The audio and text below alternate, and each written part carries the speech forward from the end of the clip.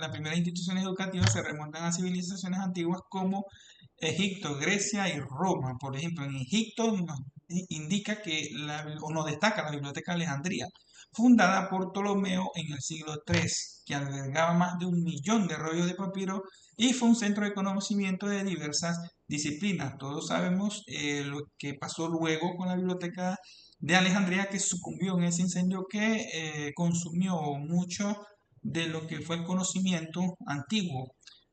En Grecia surgen las llamadas escuelas filosóficas atenienses, entre las cuales podemos mencionar la escuela pitagórica, fundada en el siglo IV a.C., que también se conoció como el Ágora, la Academia de Platón, el Liceo de Aristóteles, instituciones de estos grandes pensadores filosóficos. Se nos comenta que todas estas profundizaban en el conocimiento matemático y filosófico. Más adelante se nos habla en el video que llegamos a la antigua Roma, donde existieron gremios de enseñanza tales como la Schola Mercatorium o la Schola Hortalanorum, y que en este tipo de escuelas eran dirigidos por un máster o rector y se enseñaban, como su título lo indicaba, lo que era el comercio y la horticultura, respectivamente.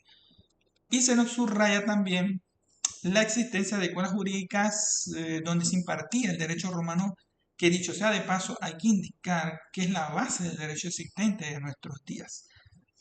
Es interesante también que se nos señala la existencia de las escuelas bajo las influencias árabes, donde se enseñaba ciencia y medicina, sobre todo en Córdoba. Y mencionan que la más antigua es la mezquita de Assad en 1988. De igual manera debemos indicar que la más antigua de estas escuelas se señala es la institución de educación superior islámica, que enseñaba teología y gramática, entre otras materias. Ya para la Edad Media y el surgimiento de las universidades, que en realidad surgen en esta época, la educación superior se consolidó en Europa.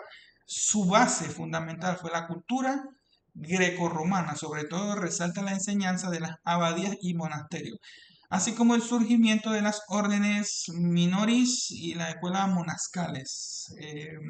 En tal sentido, se resalta la figura de Carlo Magno o lo que se conoce como el Renacimiento carolingio, pues esta fundó la escuela palatina o del palacio. Las universidades medievales nacieron como corporaciones entonces de maestros y estudiantes, según nos indica en el video, conocidas como universitas, con el propósito de defender sus intereses ante las autoridades locales. Estas instituciones se enfocaban en disciplinas como la teología, el derecho, la medicina y la filosofía, con un fuerte vínculo con la iglesia.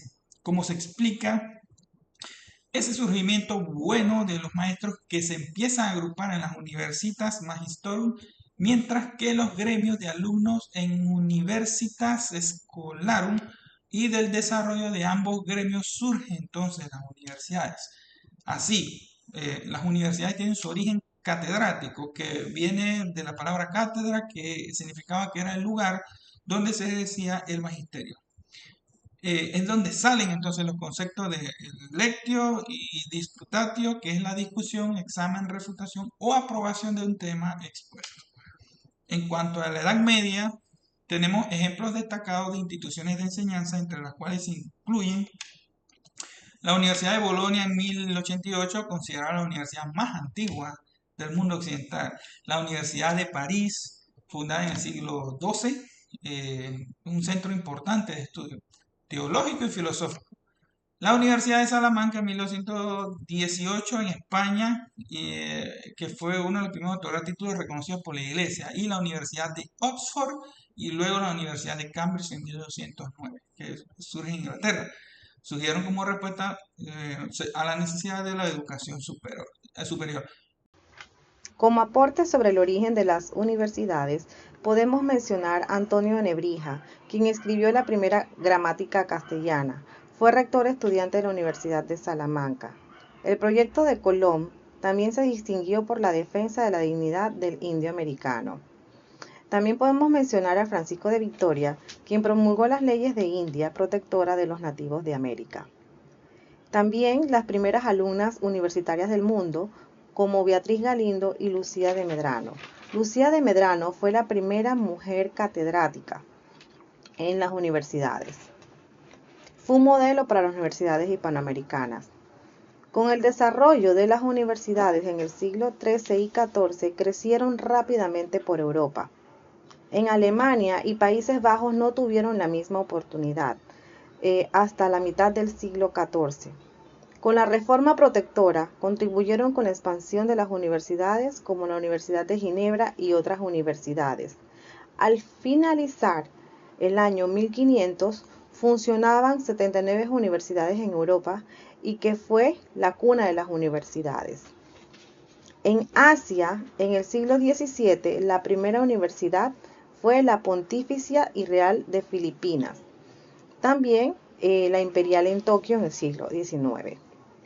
La universidad llegó a Oceanía en el siglo XIX y podemos mencionar a la Universidad de Sydney en el año 1850. En el continente africano se fundaron 4 universidades hasta la tercera década del siglo XIX. En Norteamérica apareció la primera universidad en el siglo XVII y se fundaron con carácter pragmático. La primera universidad que se fundó en Norteamérica, que se registró en su historia, fue la Universidad de Harvard en 1638. Posteriormente, otras universidades en Santo Domingo y Lima.